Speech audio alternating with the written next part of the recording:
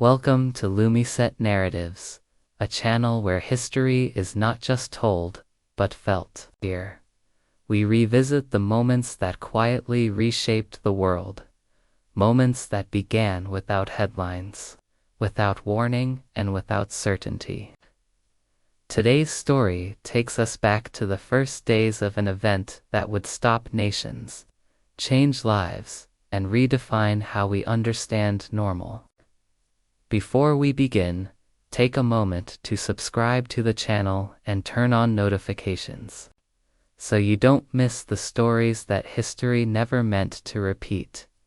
In late 2019, the world was busy with its usual rhythms. Cities were crowded, airports were full, and the idea that daily life could suddenly stop felt unthinkable.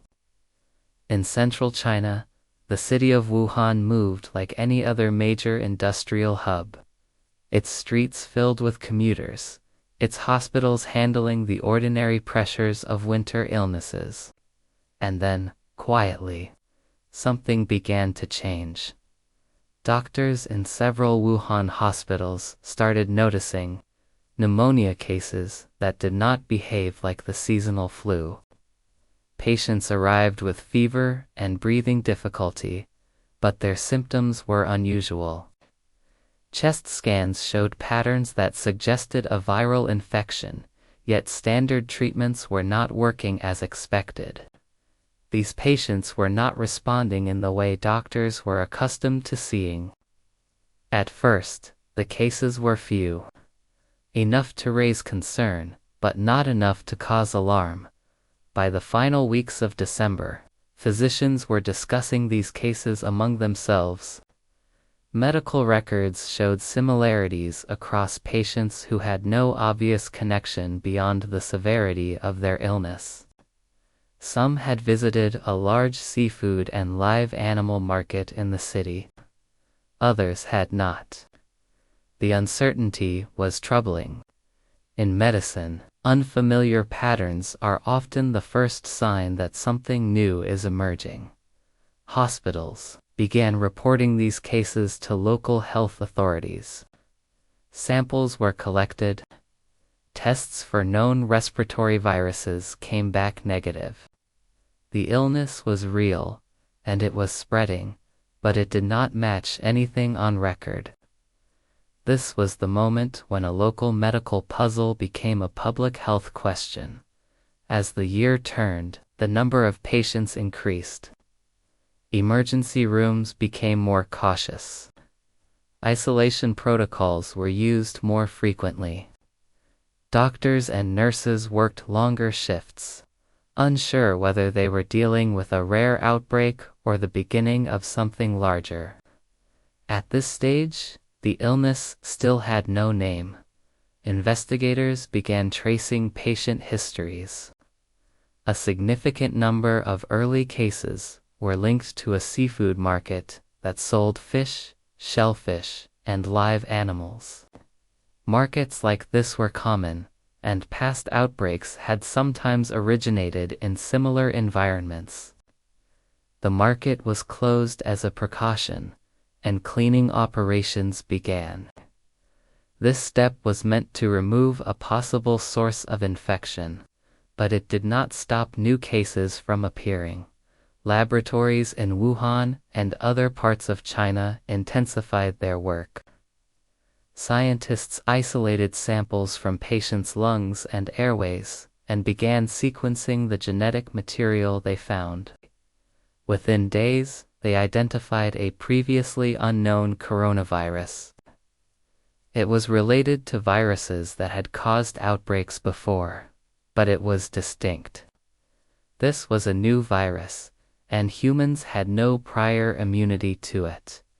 On January 12th, the genetic sequence of the virus was shared publicly with scientists around the world.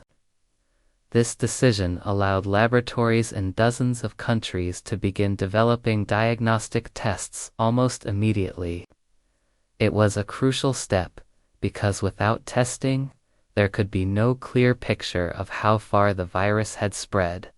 As data accumulated, a disturbing pattern emerged.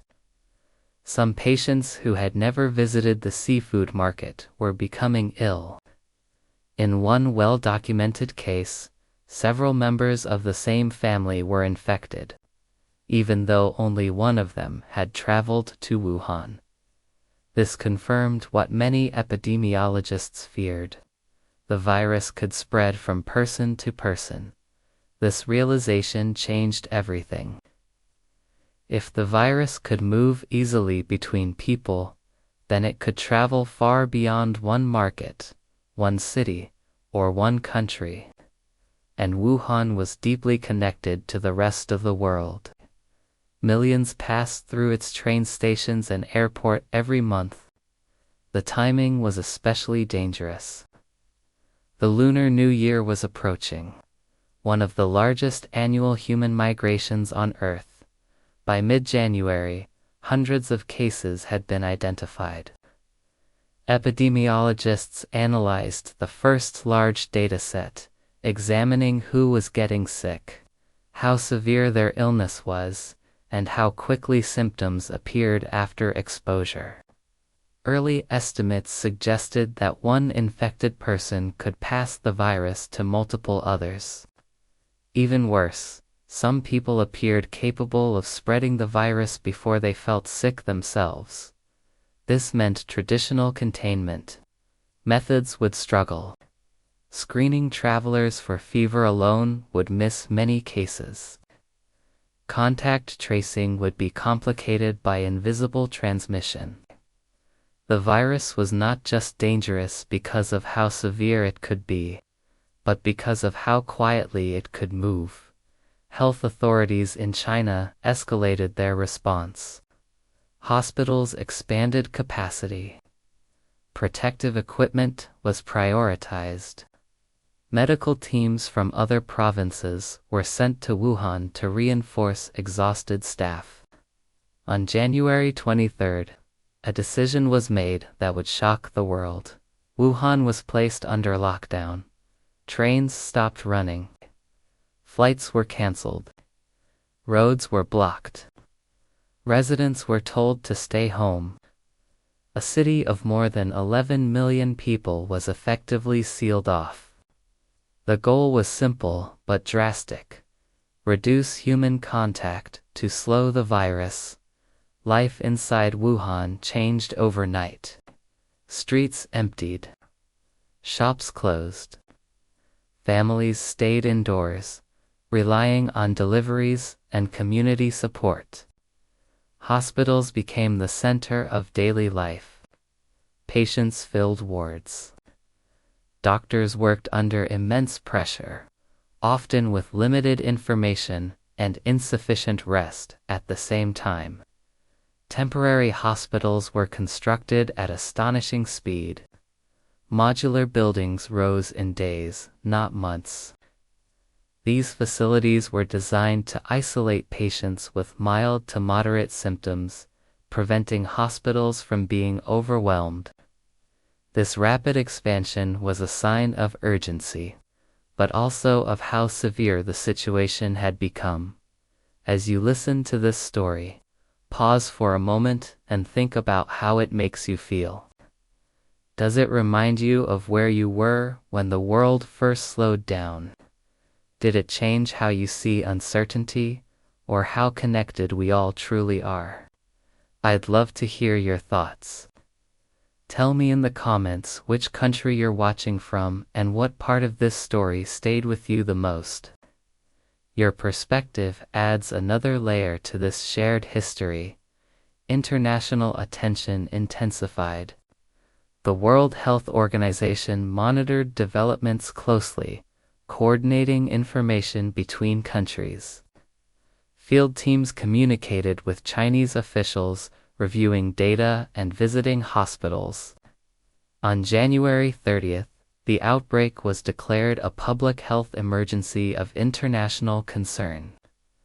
This designation was meant to signal that the threat required global coordination. By then, cases had already appeared outside China.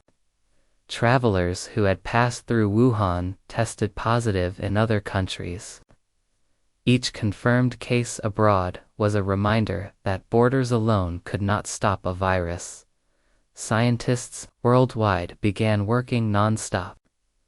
Epidemiological models were updated daily. Researchers shared findings at unprecedented speed. Preprint studies circulated within hours of completion. The scientific community moved faster than ever before, but uncertainty remained. Early data was incomplete. Estimates changed as new information emerged. Meanwhile, the social impact deepened. Fear spread alongside the virus. Rumors circulated online. Misinformation competed with official guidance. Governments struggled to communicate risk without causing panic. Trust became as important as medicine. Healthcare workers bore the greatest burden. Many became infected themselves. Some died. Families were separated. People said goodbye through screens or not at all. In the early weeks, protective equipment was scarce, and protocols evolved in real time. Every shift carried risk. Outside Wuhan, other regions prepared. Some imposed travel restrictions. Others expanded testing. Many watched, uncertain whether the outbreak could be contained or whether it would escalate. What began as a cluster of unexplained pneumonia cases had become a global warning. The first alarm had sounded, even if not everyone recognized it yet. Looking back, those early weeks reveal how fragile modern life can be. A virus invisible to the naked eye disrupted transportation, economies, and daily routines across the planet.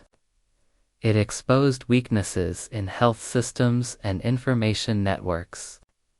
But it also revealed resilience, the speed of scientific collaboration, the dedication of frontline workers, and the capacity of societies to adapt under pressure. For the people of Wuhan, the crisis was immediate and personal. For the rest of the world, it was the opening chapter of a story that would redefine the next several years. The world did not stop all at once. It slowed first. It hesitated. It listened. And then, one city's struggle became everyone's reality. This was the first alarm. Thank you for spending this time with Lumisette Narratives. Every story here is carefully researched and thoughtfully told to help us understand the past, question the present, and reflect on the future. If this episode moved you, educated you, or made you think differently, please like the video, share it with others, and subscribe to the channel. More powerful stories are coming, stories that deserve to be remembered. Until next time, stay curious, stay thoughtful, and keep listening to the echoes of history.